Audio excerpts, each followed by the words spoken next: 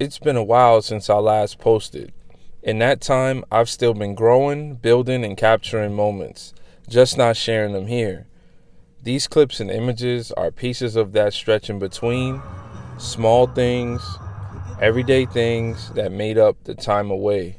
So here's a look at what's been happening quietly in the background.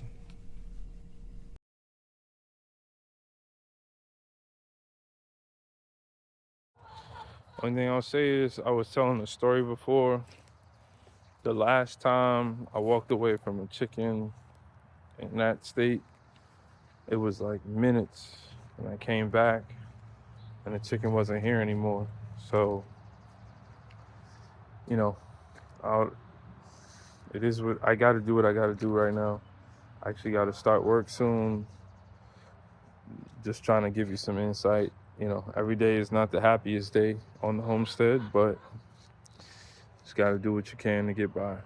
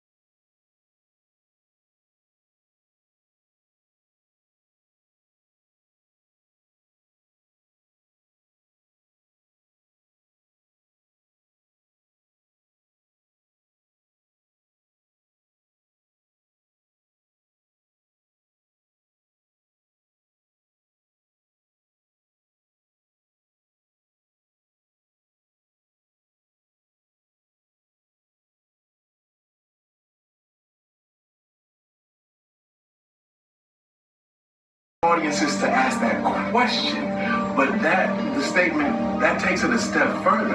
That is answering who you should count out. You should count out the people that you know you can't count on. Wow, that's phenomenal. How you feeling? I'm feeling. Okay. I'm feeling. You're about to break out another sweat. I am. Well, okay. Tell me about this. I've heard this quote. I believe it's from Whitney Young. Mm-hmm. He said, "It's better to be prepared for an opportunity and not have one than to have an opportunity and not be prepared."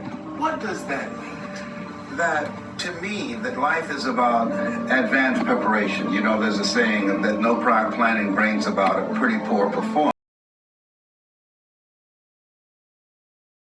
He speaks nature. He speaks nature. Speak as sheep. I think that one.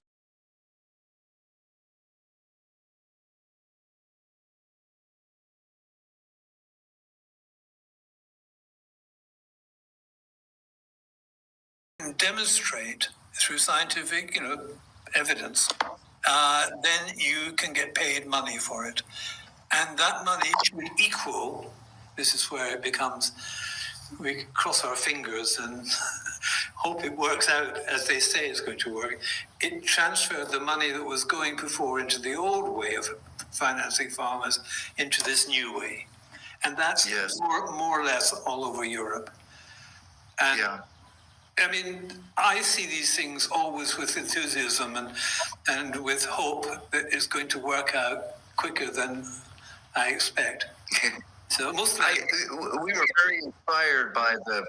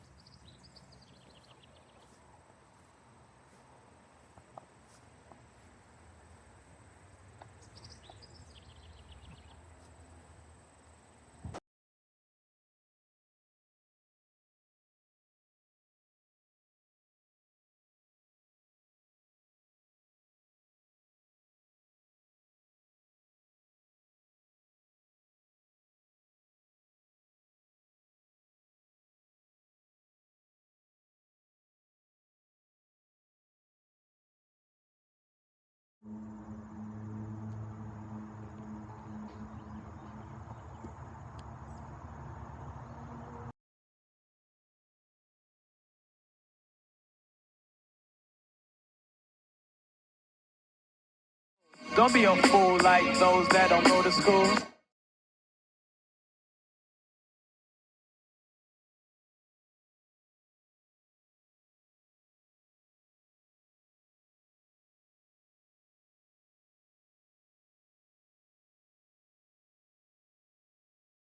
I find it really hard to hold on to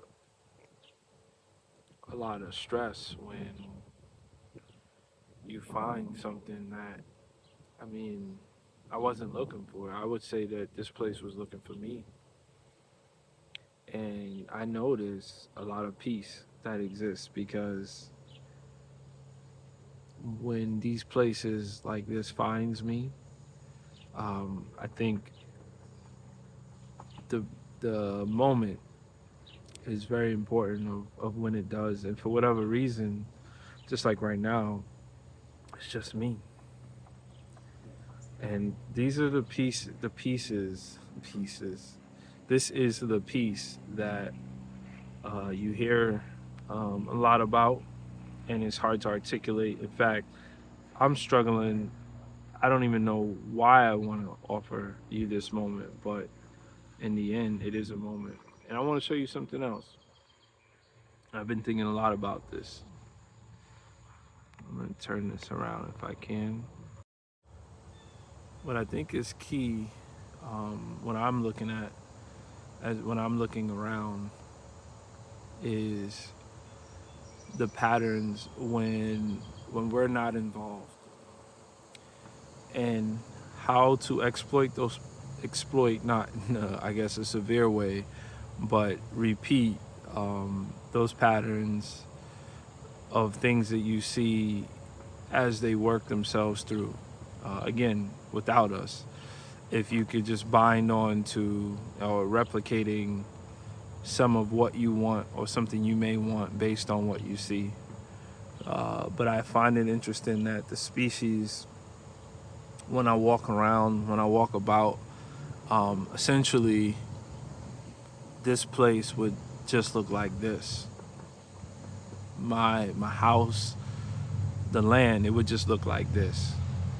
And it would be repeating plantings of seeds, seeds sprouting, germinating, and the same structures going through, let's say, the canopy.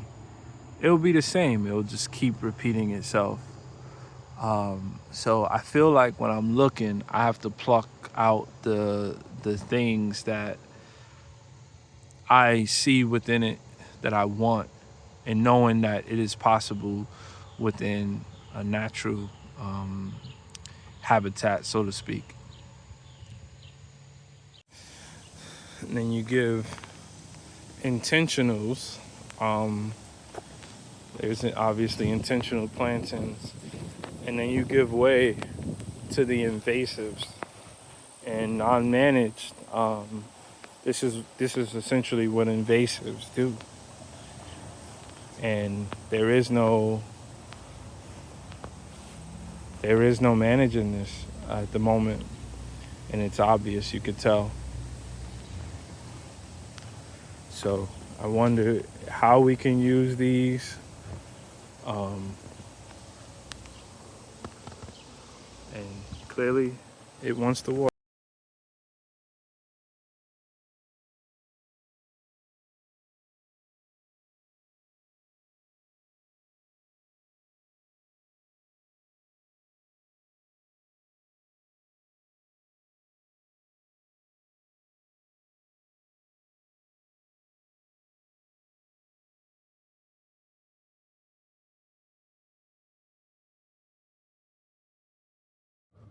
Just got out of Home Depot, was in line, let someone go in front of me.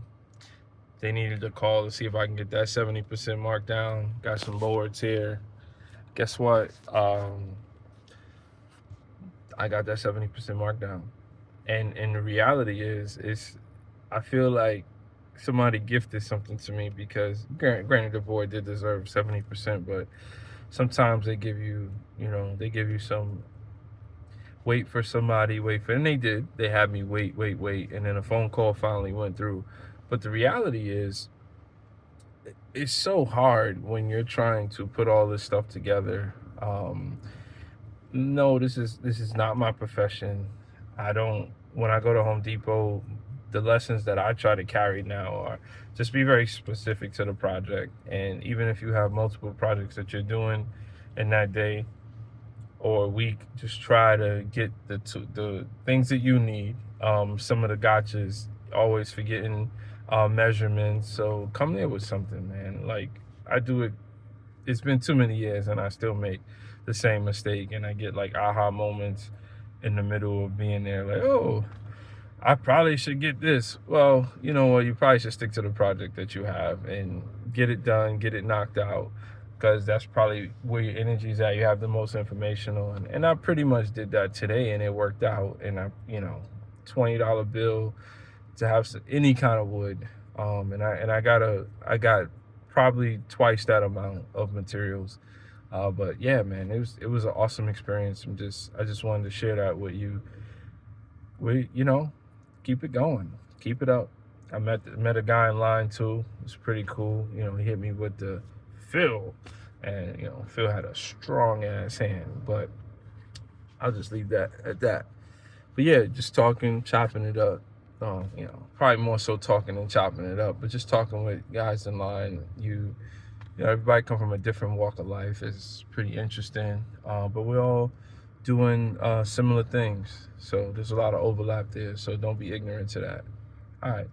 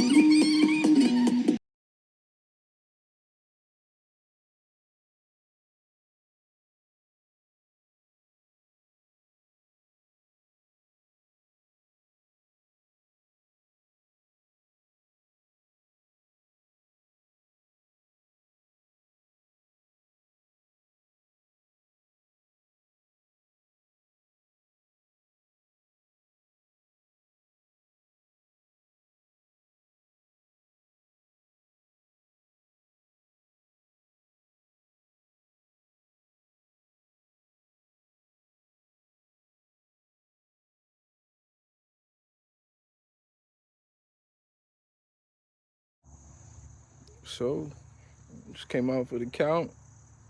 I was gonna let the birds out today. We've been pretty good on the homestead, and not today. Not today. I had a game last night, so I didn't do the count, and I'm pretty sure the count was right. I have one bird that gets out early every now and then, jumps over the fence, kind of late on building an enclosure, and